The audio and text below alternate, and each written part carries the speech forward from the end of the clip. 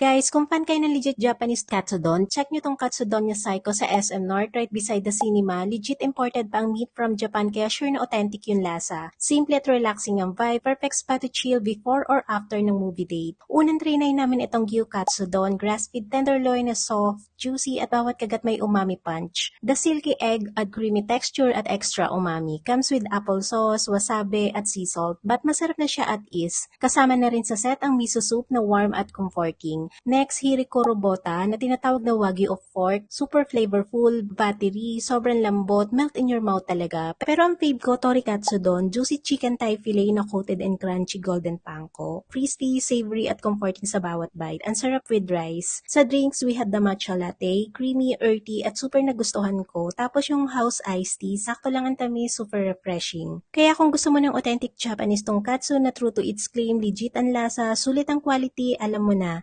Katsudonya Psycho SM North, kita-kits sa next food trip.